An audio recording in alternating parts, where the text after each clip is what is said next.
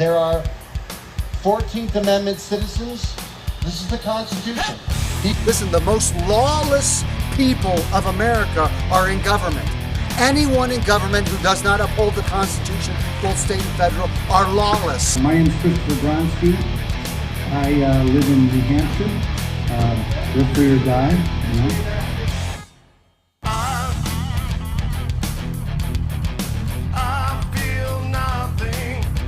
He has helped Americans from around the world eliminate their income tax liability through his passport process. It's like once you see the matrix, you can't unsee it. It's just there, okay?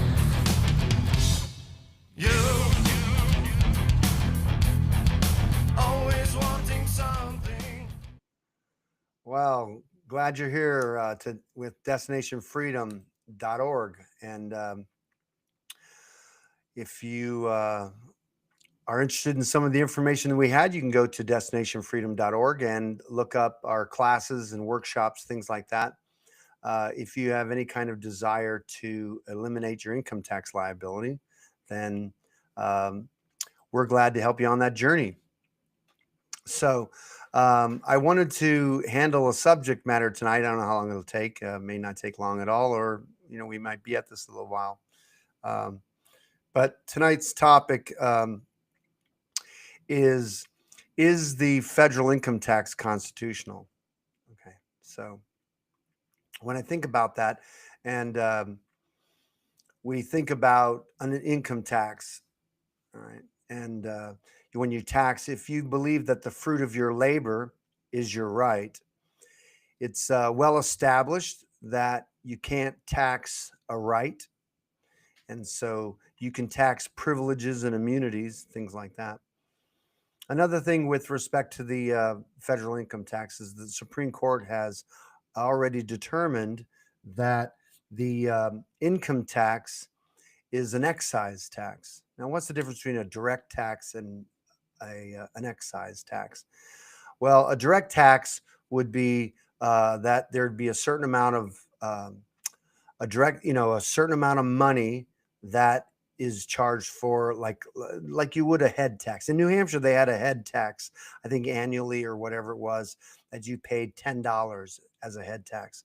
A lot of people, certainly the communists, don't like the idea of a head tax, because the rich paying $10, not a problem. It's $10. But a poor person paying $10, they feel that that's unjust. So because, it used to be in America that if you worked hard and things like that, there was an equality. But there are a lot of people in the world who believe that it's okay to tax the rich. And government's okay with that concept, because you know who the rich are. They're anybody richer than you. That's what's beautiful. And so they get into another kind of tax, and that's a percentage of something, like the way they do a sales tax. If you spend a lot of money, you pay a lot of money.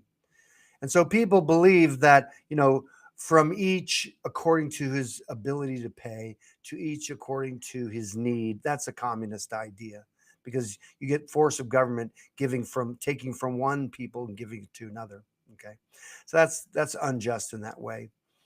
Interestingly enough, about the excise tax, like a gas tax, an excise tax, there's a choice in there in which you can choose not to pay for something. Of course, people would think, that gasoline is a need to run your automobile. And so people think you have a right to be in an automobile and all that such. And really, the government many times will look at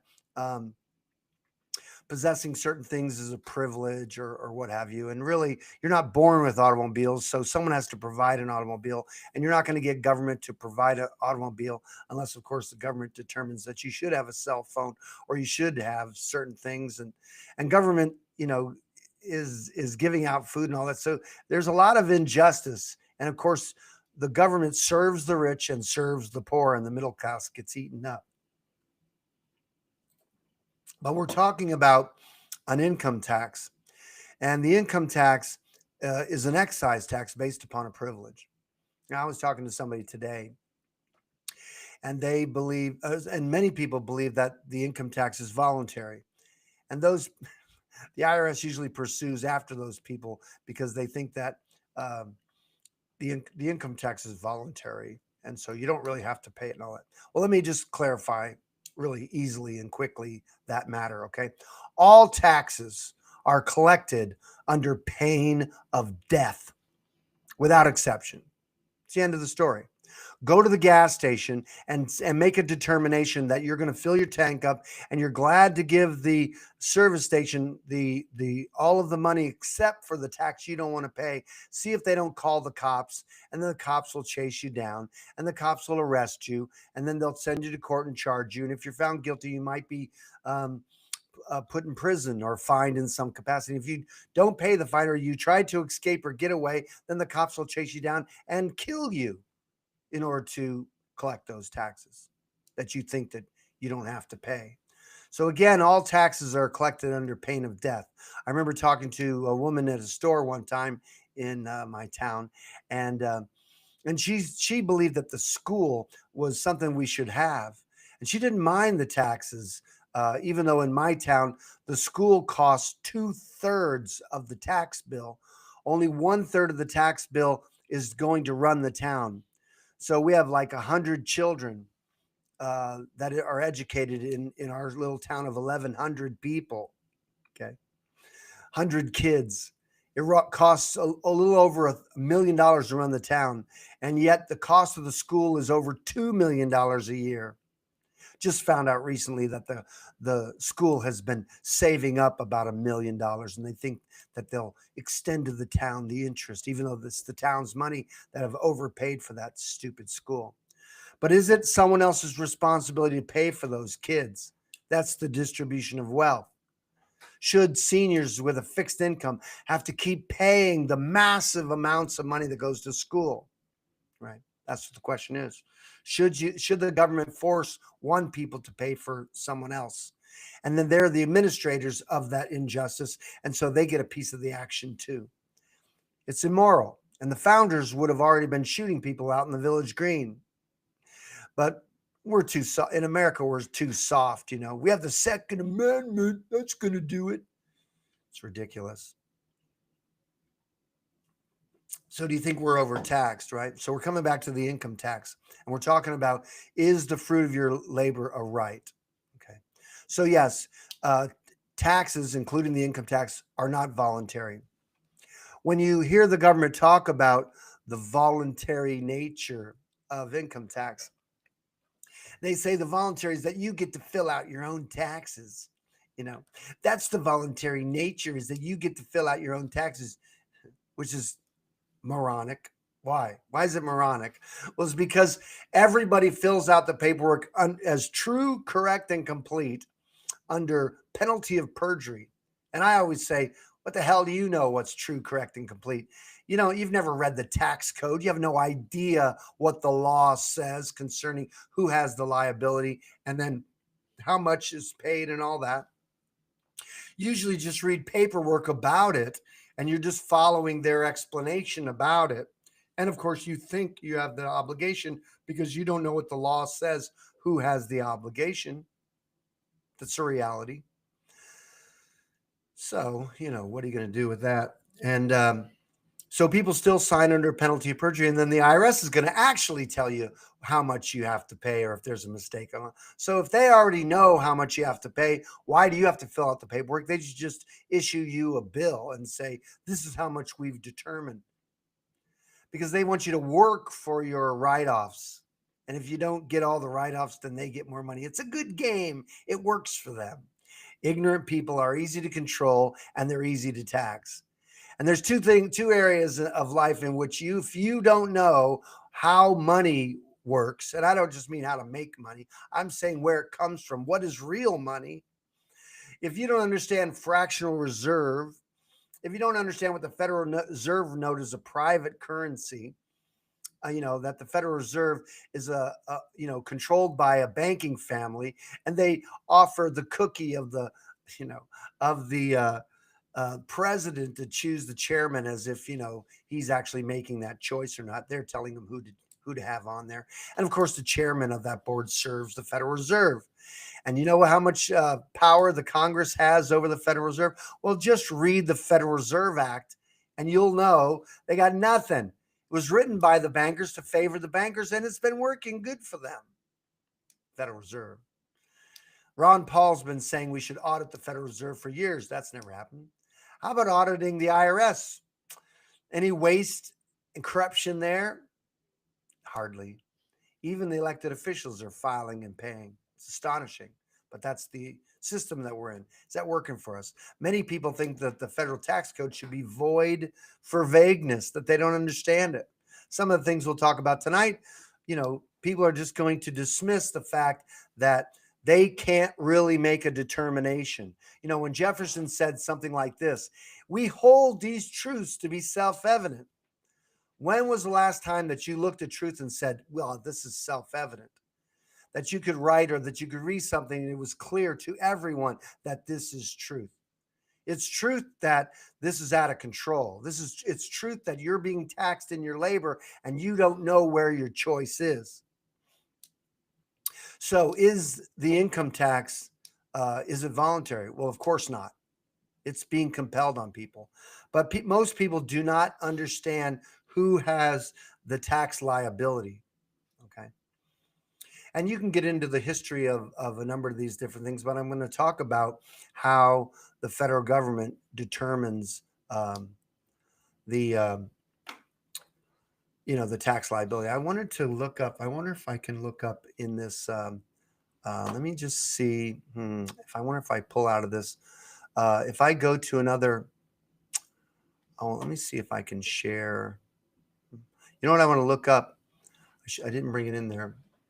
Maybe I won't just show it. There's some things I want to depart. I really haven't got really good at bringing these, sharing my screen on this here, but what I want to do is I want to, if you look up the 1040 instruction form, okay, and somewhere down on page 5 or 7 or somewhere in there at the top when it talks about, it says verbatim, it says, these rules apply to all U.S. citizens regardless of where they live and resident aliens.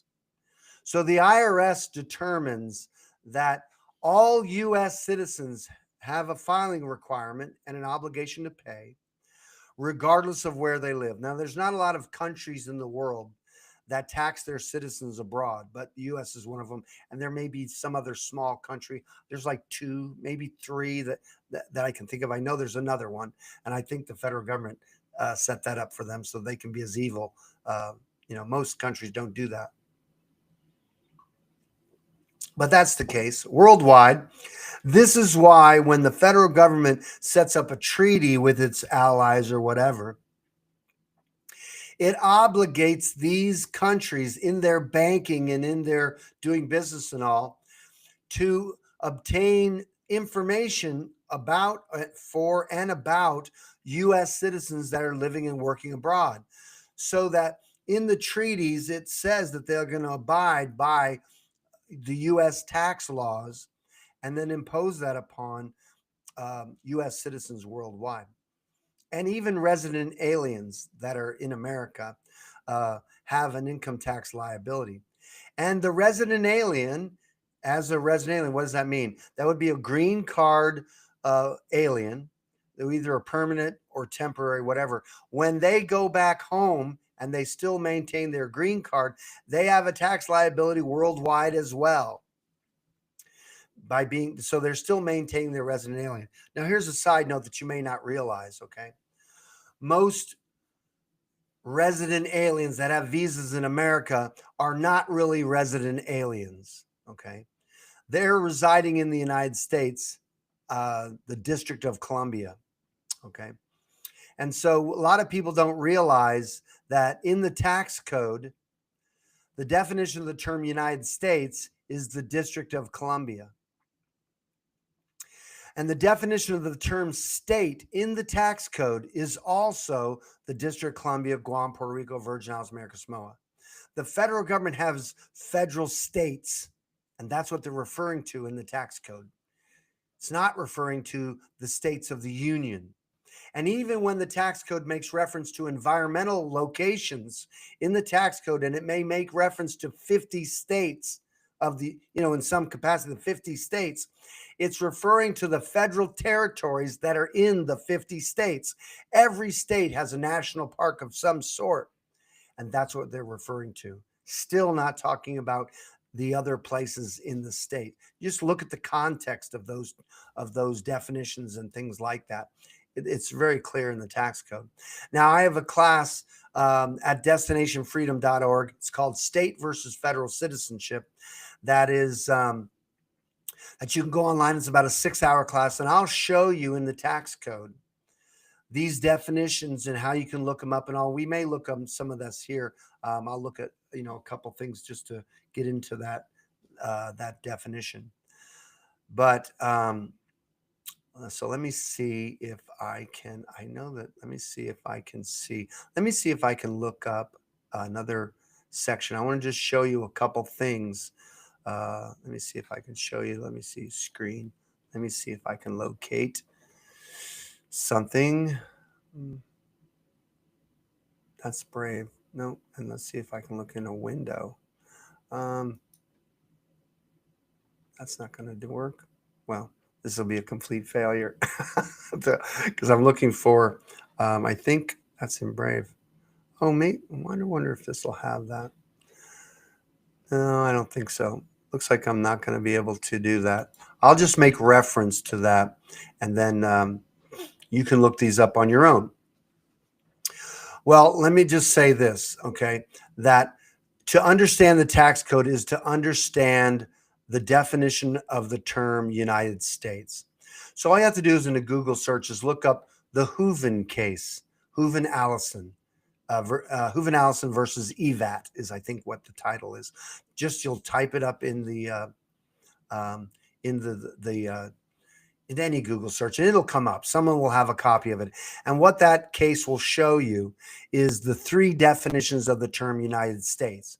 So the Supreme Court has defined. Now, when you're looking at this court case, it's about something else, okay? But the idea is that in that case, the Supreme Court laid out 3 definitions of the term United States.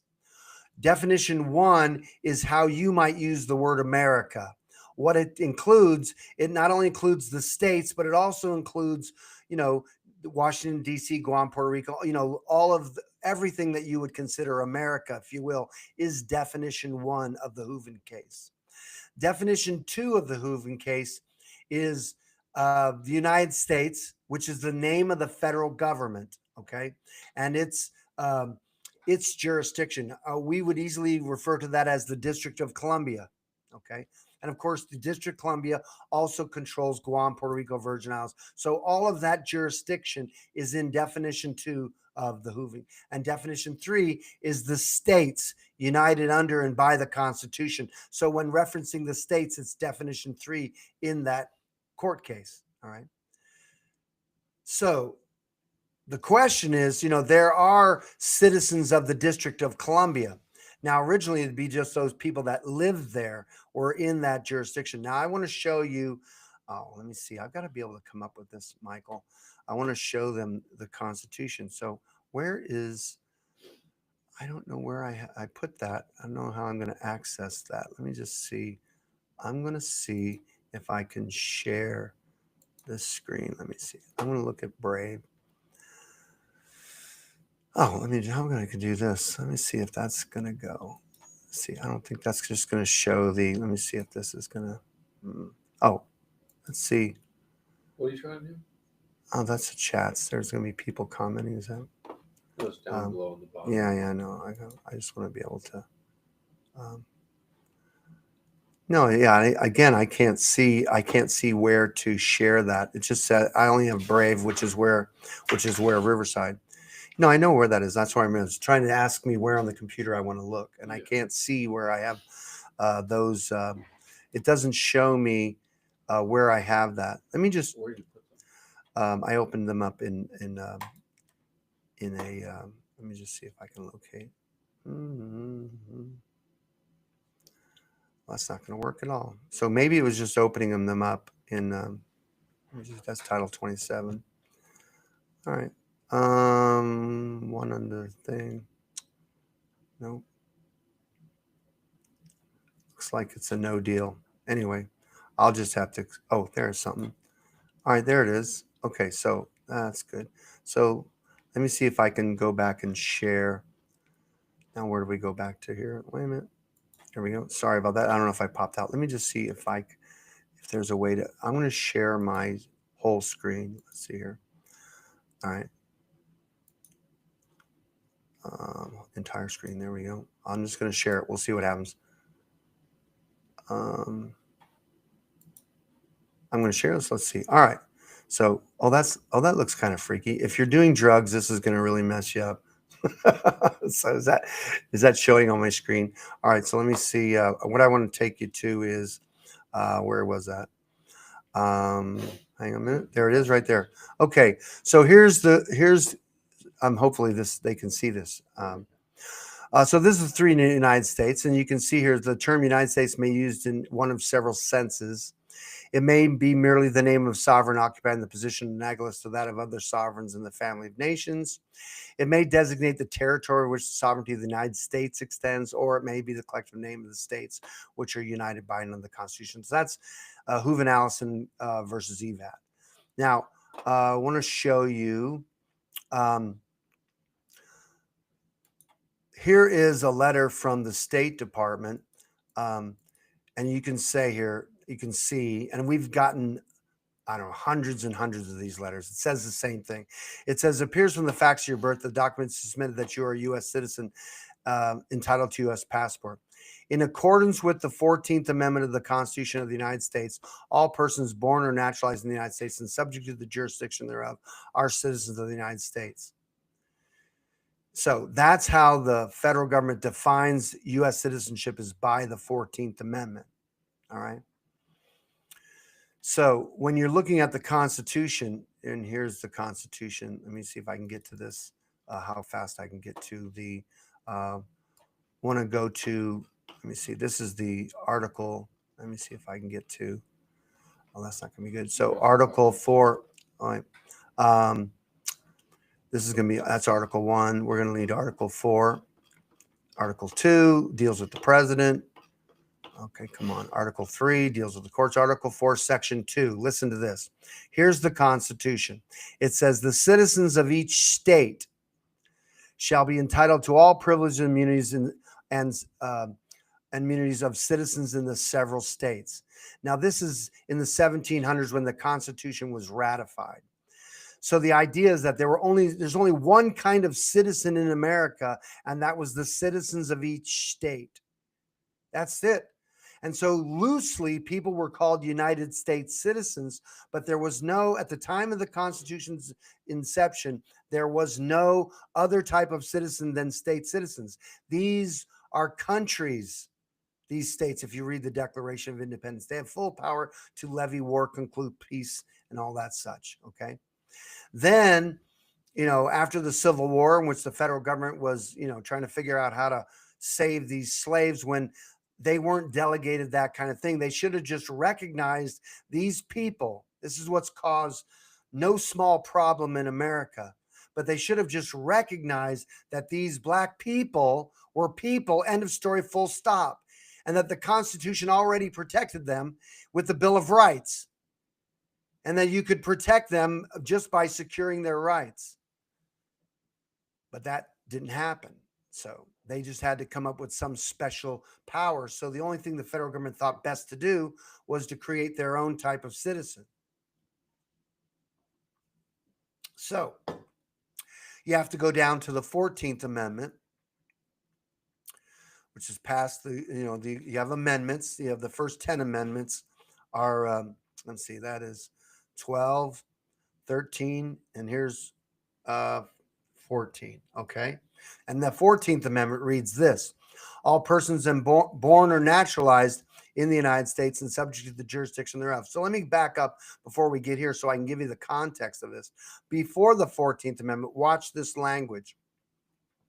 It says neither slavery nor involuntary servitude well, you have this comma here where it says except as a punishment, and it goes down to duly convicted. So you can read it without this paragraph. I mean, this little section in the middle. I'm going to read it without the section, then I'll read it with the section. So it reads like this: neither slavery nor involuntary servitude shall exist within the United States or any place subject to their jurisdiction. Okay, so when you read that with proper grammar, you understand, how do you know what definition this term United States is in this 13th Amendment?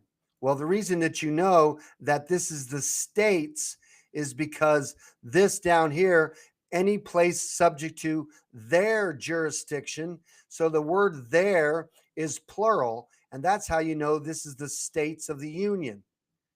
Subject to their jurisdiction is plural.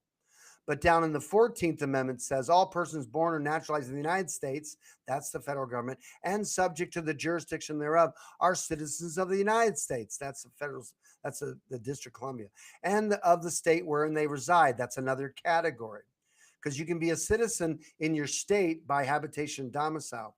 And then it goes, this now controls the state. No state shall make or enforce any law which shall abridge the privileges or immunities of citizens of the United States.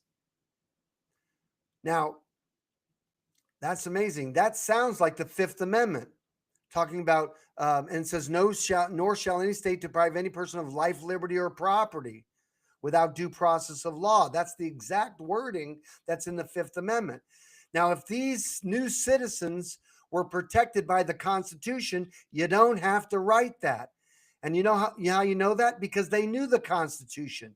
They were amending it. But these are citizens within the federal government's jurisdictions. So now they're telling the states, you can't harm these citizens. They have privileges and immunities. It does not say that they shall abridge the rights of the citizens.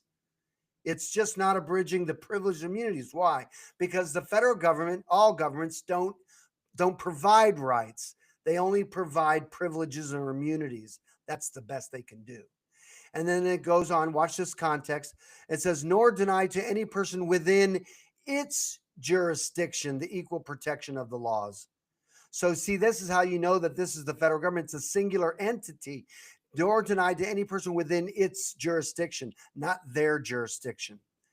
This federal citizen is a citizen, as it says above, subject to the jurisdiction thereof. So let's take a look at what that jurisdiction is. And so you're going to have to go back in the Constitution to Article 1. Article 1, there's Article 2. You're going to be in Article 1, Section 8. Now, in Article 1, Section 8, this is the section of the Constitution that tells the federal government what power has been delegated to them. That's what Section 8 is about. And down here in Section 17, it says, post-rose declare war, provide an ambition to provide for providing. Oh, we got to keep going to the next page. Here you go. Here's Section 17. Watch this power that's been given to the federal government by the Constitution. Watch. To exercise exclusive legislation in all cases. How many cases is that? All cases. What kind of cases? Whatsoever. How's that for broad subject matter? They are exercising exclusive legislation in all cases whatsoever. Here it is. Over such district. What are they talking about? Not exceeding 10 miles square. That's the District of Columbia. The federal government has exclusive legislative authority in all cases whatsoever in the District of Columbia. Then it goes on, as may by session of particular states, which is that Maryland and Virginia, and the acceptance of Congress become the seat of the government of the United States. And here it is, to exercise like authority over all places purchased by the consent of the legislature of the state in which the same shall be. Where it's that, what are they talking about? By the permission of the legislatures of the states of the Union, that's where the federal government can come in, by the permission of the states, and it shall be for the erection of forts, magazines, arsenals, dockyards, and other needful buildings. So everywhere the federal government comes into a state, they have to get the permission of the state's legislature. That's the Constitution. And then it goes on to the section 18, and to make all laws which shall be necessary and proper for carrying into execution the foregoing powers. So they can make law to implement what it is that they have exclusive legislative authority. And just like I told you, this federal citizen, this citizen of the District of Columbia, is subject to the jurisdiction thereof. So the federal government can come up with rules, with statute and code that governs the District of Columbia, Guam, Puerto Rico, Virgin Islands, and the federal citizen. This 14th Amendment citizen, as I showed you in the writing from the Secretary of State. And both the Secretary of the State define U.S. citizen by the 14th Amendment, and so does the IRS. And every time you are asked the question, are you a United States citizen? And you just go, yep, yep, yep. And you don't ever say, what definition are you referring to? Because if you're talking about the Hooven case, definition 3 is the collective states that are under the Constitution, and definition 2 is the United States, or the District of Columbia is what that definition 2 refers to. Are you a citizen of the District of Columbia? So when someone asks you that, you cannot answer yes or no until you find out what definition they're using, and that's what we do with every state when we do their driver's license stuff. So be careful that you don't answer that amiss, because let me just say this. I am a United States citizen and I'm not a United States citizen. Both those are true. Because I'm a citizen of one of the states, New Hampshire, I am a loosely called United States citizen. But in federal law, a U.S. citizen is a citizen of the District of Columbia. And that is why when you look at like the federal gun laws, they are constitutional. Not only are they're relevant in the District of Columbia, Guam, Puerto Rico, Virgin Islands, American Samoa, but it's relevant to the U.S. 14th Amendment citizen, which is what you are saying you are. And the same goes with the IRS tax code. It's constitutional because the federal government, I just read to you that the Constitution says they have exclusive legislative authority in all cases whatsoever, and that includes the tax code. And if you're saying you're a U.S. citizen, then you have an obligation to file and pay federal income taxes. And that is the Constitution. That is the law. And so, payment, he can pay out to whomever he wants with respect to show me the law that requires most people to file and pay. I just did. So you better make sure you know what it means when someone asks you, are you a United States citizen? I'm a citizen of New Hampshire. And that's the kind of citizen. Listen, Italians are Europeans, but they are citizens of Italy. The Dutch are Europeans, but they are citizens of the Netherlands. It goes for Germany. Those are countries. Well, in America, these are countries too. America is not a country. It's a confederation of states. The name of the federal government is the United States. The name of the federal government is never the United States of America. That's the truth, and that's the reality of it. So that's how that works. So let's I'll come back off there. So that's the short answer, the simple things with respect to that. So the question again is, do you have a tax liability? Be careful that you're claiming being a U.S. citizen. Because just like, and I show you this in great detail in my class, if you look at the instructions on the IRS 1040 instructions, who has a tax liability? All U.S. citizens, regardless of where they live, and resident aliens. Okay, that's the law, and that's what the Constitution says. So let's get into some of the chat and see if I can answer some questions. I guess we'll start at the top. This is from Homeschool. Epic Chapter School is what my daughter does. Taxpayer funded. Do you know? You do in your own home with my stay at home wife. Wagner Schools. I went to live. There's no question there for me. Okay, that's great. The tax code made it hard for me to know who I am. Listen, John, if you're looking to the tax code to define who you are, I'm afraid you're looking in the wrong place, okay? You might want to look into your religious doctrines and your things that you believe, because that's built inside of you. You know, you shall know the truth, and the truth shall make you free. Your freedom is based on the work you do on the inside, okay? Your liberties might be violated. So again, the beauty of the tax code is, before you get into the tax code, find out who it's written to. Just like in the Bible, the whole Bible's not written to Christians.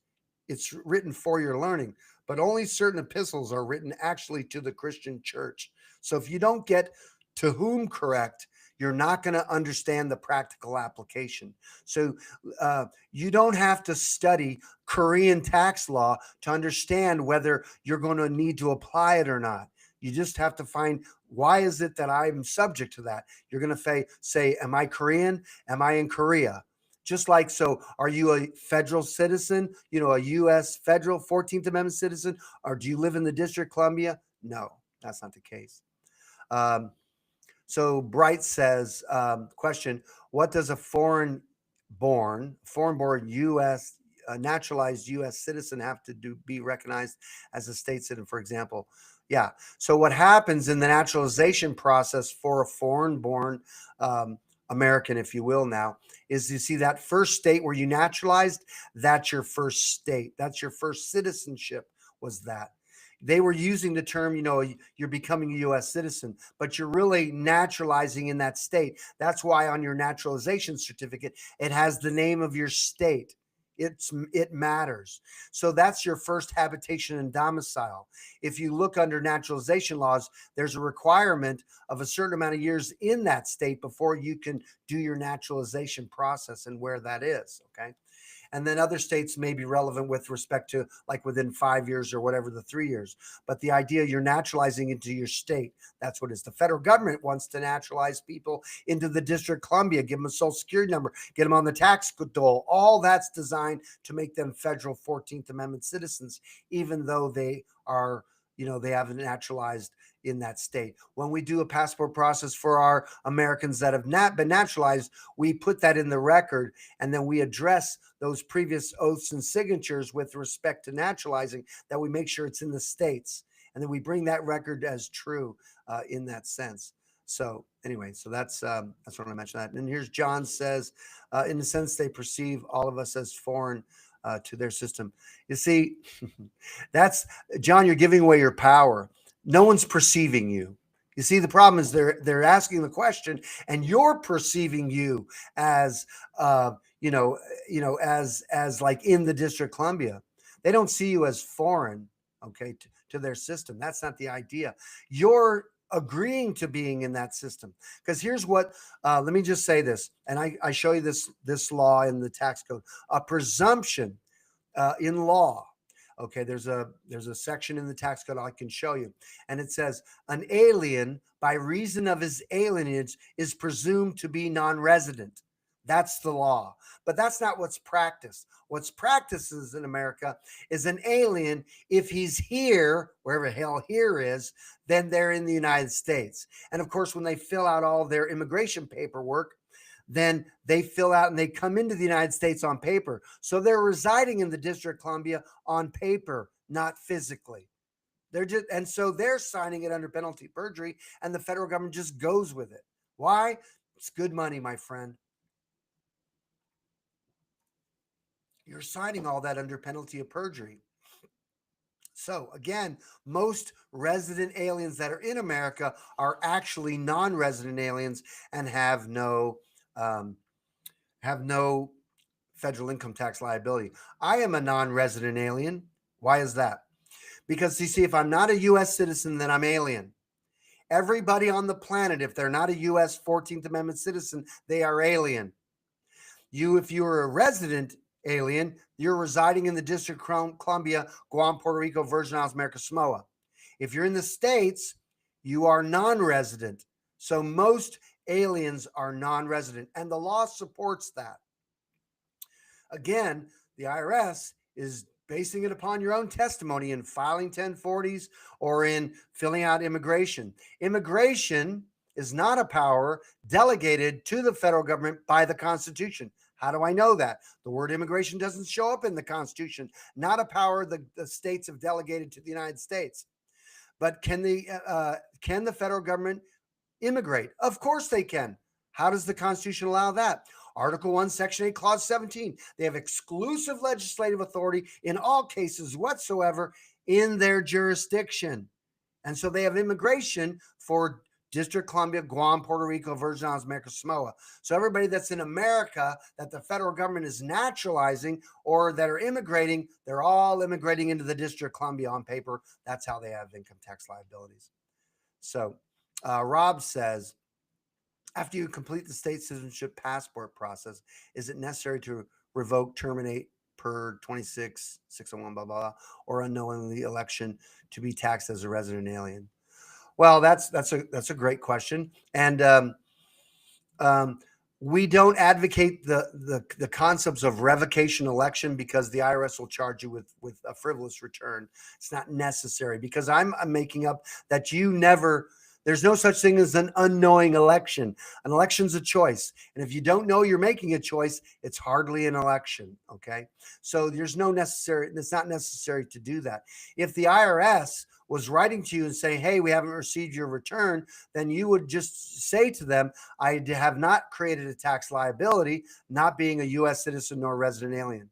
You can see in the tax code that an individual, based on Title V, an individual in the tax code is either a U.S. citizen, which we know by the federal government and the IRS, that's a 14th Amendment citizen, and a resident alien. That's a fact.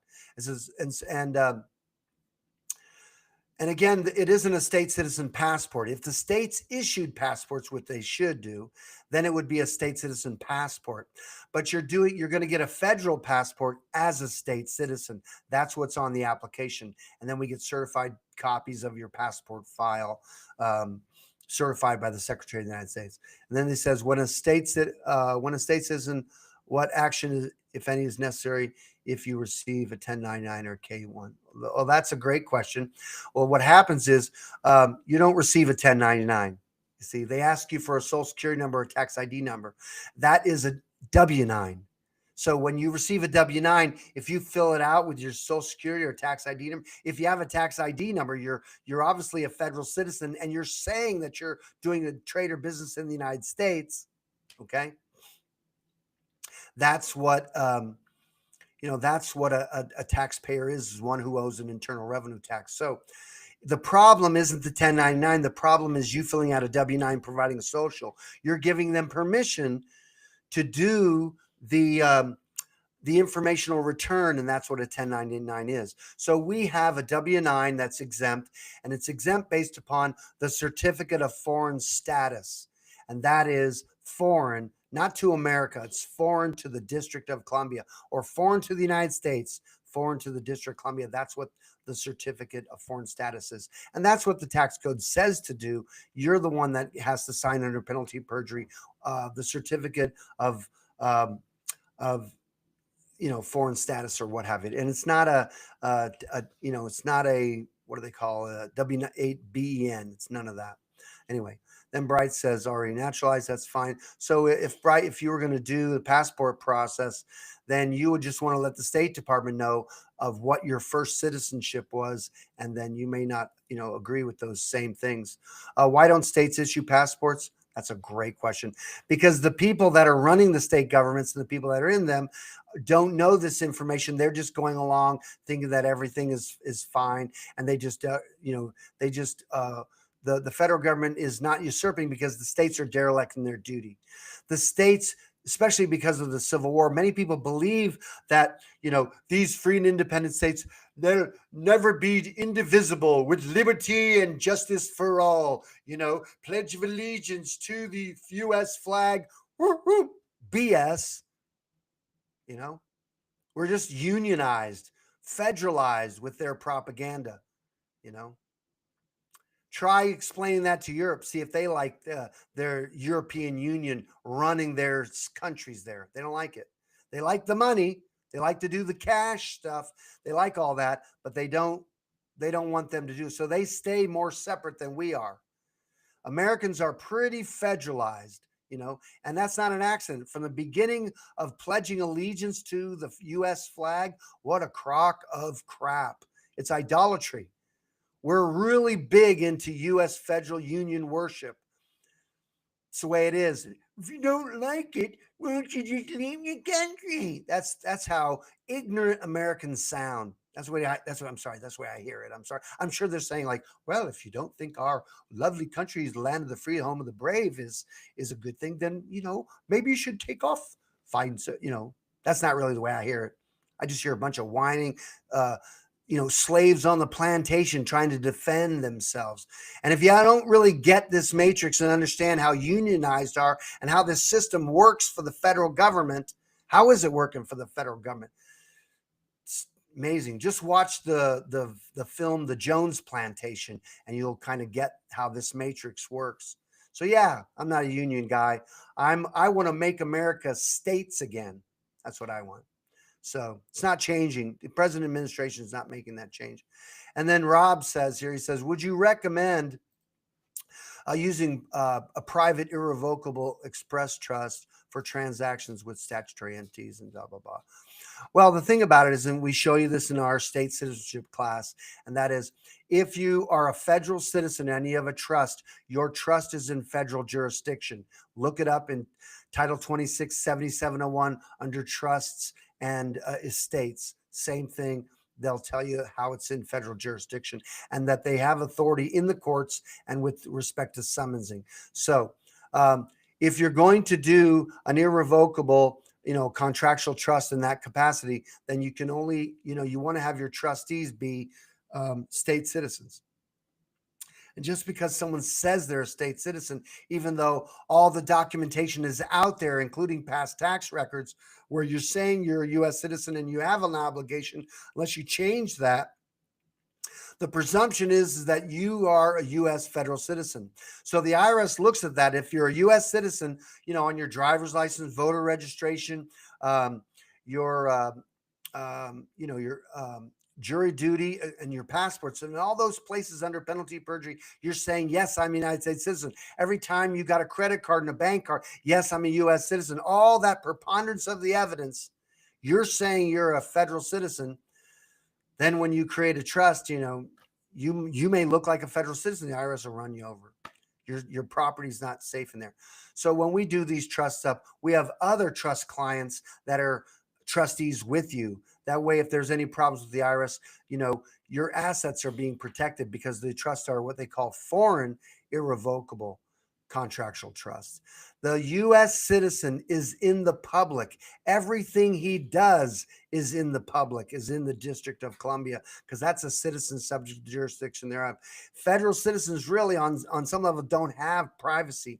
Now, where the federal government, like doing civil rights acts and where they do law, certain things, even they make like federal gun laws or whatever it is, they have statutes and codes that protect the privileges and immunities of these U.S. citizens. And it looks like rights, and yet the statutes and codes are really what's governing. So it's a false sense of security. Their rights, the federal government does not have to hold up the Constitution with them. That's the way it plays out.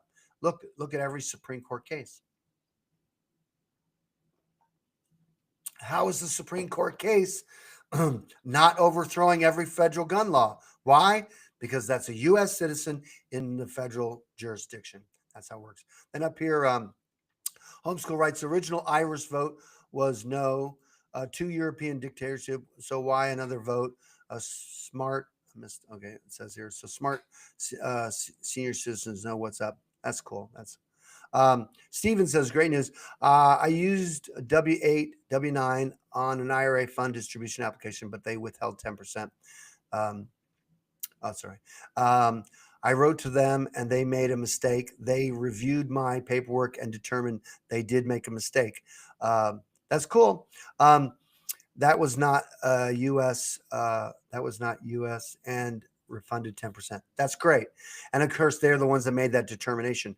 See, I'm not one that believes in magical paperwork. The idea of the paperwork is that not only you have proper paperwork, but you have to understand that you're dealing with people who do not know these definitions and terms, and they're going according to tradition.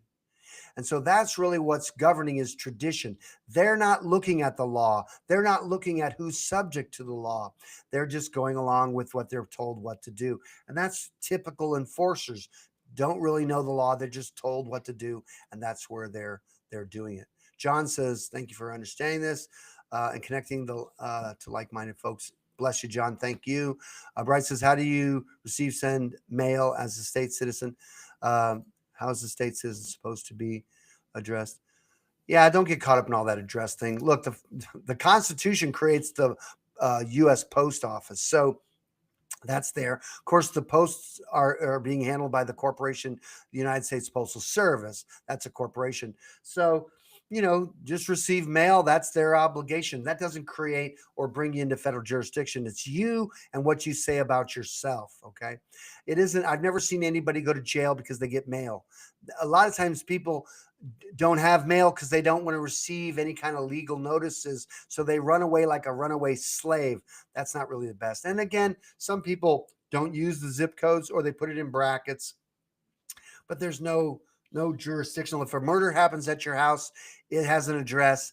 It's a state issue. It's not a federal issue. So it's not just because you have address or receive mail at your house listen, if the Constitution says they need permission from the state to be in the state, and they don't have permission on your property to be in the state. Now, when you bought the property or sell it, if you're a U.S. citizen and you do a real estate transaction, according to Title 26, 1445, you're making reference to a United States real property interest. And so you're the one that brings it into the federal because you being a federal citizen have a tax liability. That's what creates capital gains. Does that make sense? And it says, let's see. Then we go on to Rob says, are we still able to obtain credit cards, loans, etc. as a state citizen? You have my permission to do business with the central banks. Why would you want to do stuff privately? Are you able? See, is that really the right question, Rob? Why would you want to? And you can receive Social Security, but did you want to create a tax liability? If you fill out a form and they ask you, are you a U.S. citizen? Ask them what the definition of the term United States is in that question. If they tell you that it includes your state, then say yes and then get your credit card. But if they determine that it's the District of Columbia, then you might say no. I don't believe they'll issue your credit card because the collection agency, IRS, works for the central bank. And none of the money from the income tax goes to run the federal government. If you look up the Grace Commission, which was under the Reagan administration, Grace Commission was the man's name is Grace. He did a study on the waste in government. He says not one nickel of the income tax goes to run the government. It's eaten up in transfer payments and interest payments on the debt. So the IRS serves the central banks. That's what you're paying into is central banks. If you as Americans want to keep paying the central bankers, go back to work, keep the job the federal government gave you, and keep paying the central bankers if you don't think they've gotten enough money from you. So, well, anyway, I would recommend go to the DestinationFreedom.org and check out our class, State versus Federal Citizenship, the Unknown Choice, and I'll give you more of this information. Thanks for being on tonight's call. Be sure to like and subscribe. We hope we'll see you next week, and we're going to have a new camera, so maybe y'all look better. Look, it'll be a good thing. So thanks so much for being on tonight. Hope I helped a little bit, and we'll see you next time. I'm Christopher Gronsky. This is Destination Freedom.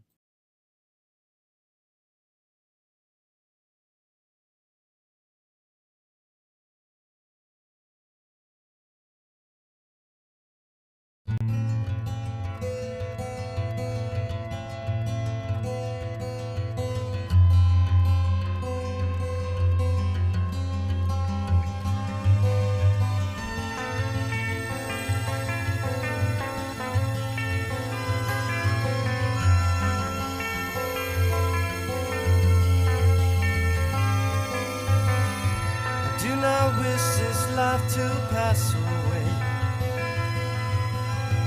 but life presents such possibilities each and every day. I heard a calling that was right for me,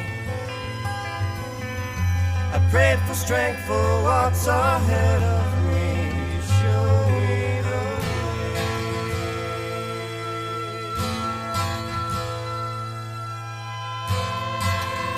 Please show me the way. The sun rose high and burnt the night away.